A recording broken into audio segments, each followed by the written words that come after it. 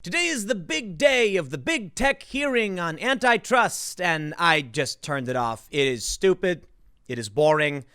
The Republicans are getting into the conservative bias narrative. The Democrats are going after antitrust. And I got to say, the antitrust conversation is way more important because you're not going to get anything out of these guys.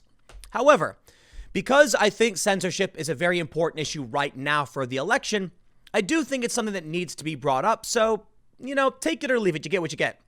The Republicans are absolutely tearing into these big tech companies, but it would seem that many of them aren't actually asking good enough questions to do anything.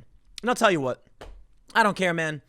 I'm sick of the Republicans the same as I'm sick of the Democrats. They're not going to do anything. They're not going to get anything done. Asking these questions serves no real purpose other than putting on theatrics. And in the end, nothing is going to change. The big tech companies will continue to be biased. They will continue to suppress the speech of certain individuals and ideologies they don't like. And they'll just keep lying about it. And then we'll have more hearings and nothing will get done. But I can at least highlight for you some of the efforts so you can draw your own opinion. The Daily Mail says, conservatives tear into big tech CEOs, claiming Facebook, Google, and Twitter are censoring Donald Trump and right-leaning groups as billionaire bosses face Congress.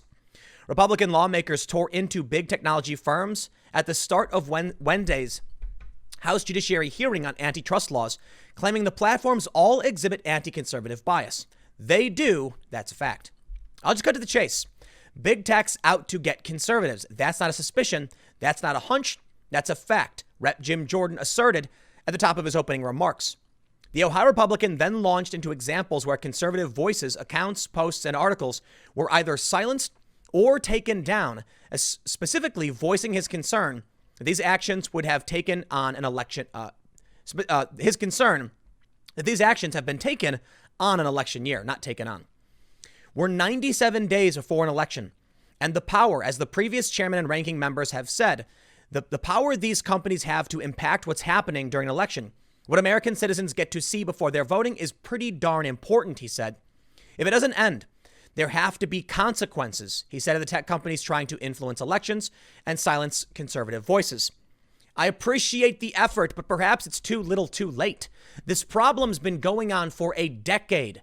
News organizations have sacrificed journalistic ethics at the altar of clickbait nonsense trash to fit into the algorithm that Facebook proposes.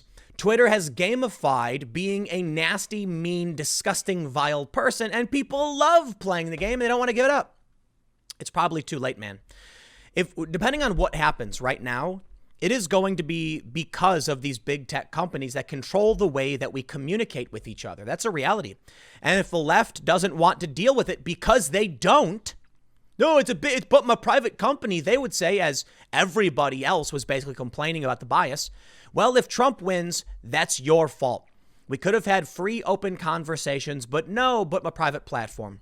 Right now on Facebook, it's true. Conservatives do very, very well. And if Trump ends up losing, it'll still be their fault, because how many times have all of us on social media been screaming, get off your butts and do something about these problems? And there's only a small handful of people who have actually done anything. Matt Gaetz, Josh Hawley tend to be very active in trying to do things with actual legislation. You get Jim Jordan, who's okay, but basically just grandstands, gives us his hearing. I really don't think anything will come out of it.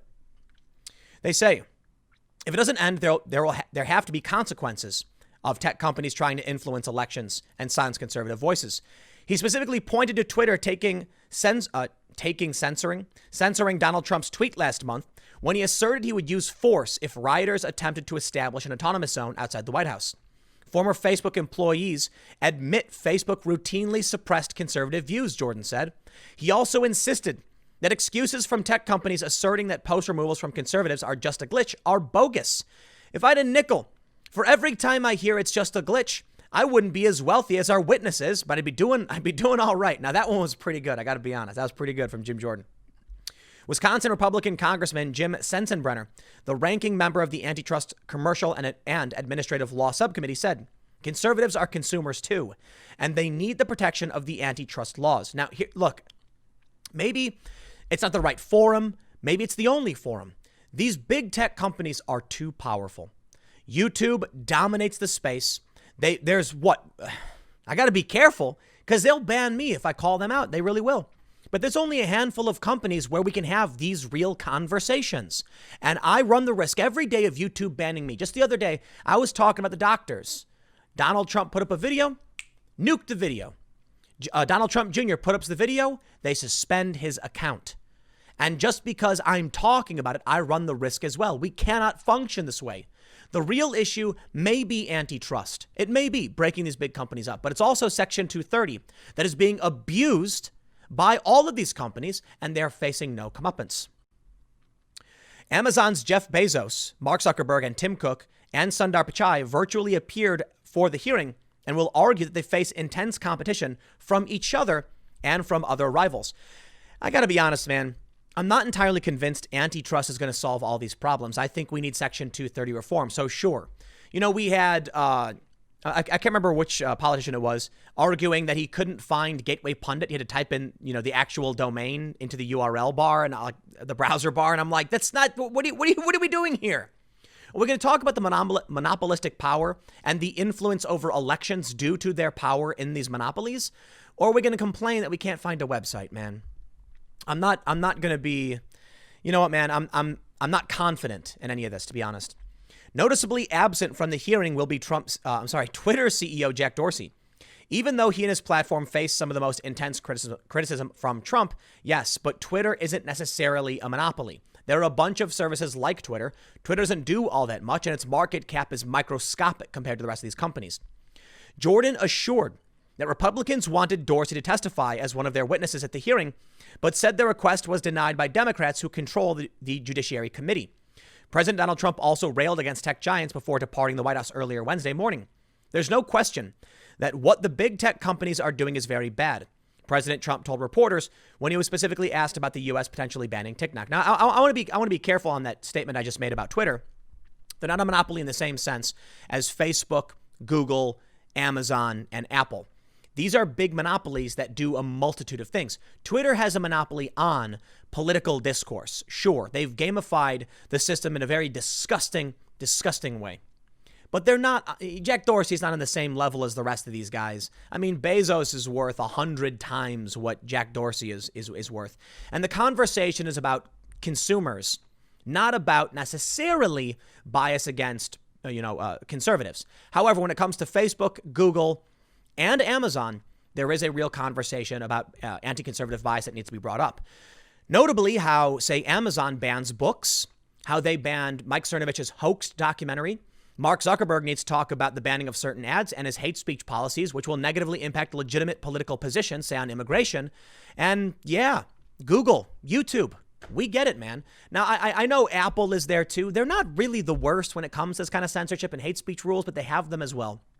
All of these companies are adopting the hate speech policies because they're not beholden to the American government or the American people, and that is a very serious problem. Their markets supersede the American people. We have laws. They don't care. We have societal norms and standards, notably free speech. They don't care. You know why? Because free speech is not a global standard. There are very few countries that actually have free speech, and they don't care. They want to make sure the authoritarian regimes, which make up a good portion of this globe, are happy with their product, so they're going to enforce laws this way. I don't know how many of you use Twitter, but every so often I'll get a notification from Twitter saying something like, "We have received a report about your content and found no violation of German law." Why? I don't care about German law. I don't live in Germany, but I get these notifications. I also get notifications from, I got one from like Qatar, I think, or Dubai. I don't know where it was. Why am I being informed about this? Because the platforms are trying to follow a global legal standard, which means they don't care if their system unfairly favors certain elected officials and would say allow Joe Biden to win. This is a problem. It's a serious problem. The left needs to get on board with the problems of these platforms. Otherwise, it's going to come back to haunt them, because I'll tell you what, conservatives are doing really, really well on Facebook, and they're starting to do really well on YouTube. Now, keep in mind, I think there's a reason for this. These social media companies are absolutely biased against conservatives. They will ban people who get too fringy in their opinions, creating a space of moderates and conservatives who are like-minded and normal sounding. Their bias allows the far left to taint the voter pool with insanity, and then the Democrats see psychosis and advocate for it, and regular Americans say, I don't want that. That's the problem with the bias. They're pressured by the far left. It is causing them problems, and they need to stop. And I'll tell you what, that's what I've been saying the whole time. Unfortunately, it's only the Republicans who are actually talking about it. And unfortunately, Republicans are only talking about it. While I can give a shout out to people like Hawley and Matt Gaetz, unfortunately, the rest of them are doing almost nothing. Perhaps it's because they can't really do anything about it. But I think it has more to do with them liking the big tech companies, taking donations from them, and their unwillingness to actually solve these problems. So, look, the hearing's still going on.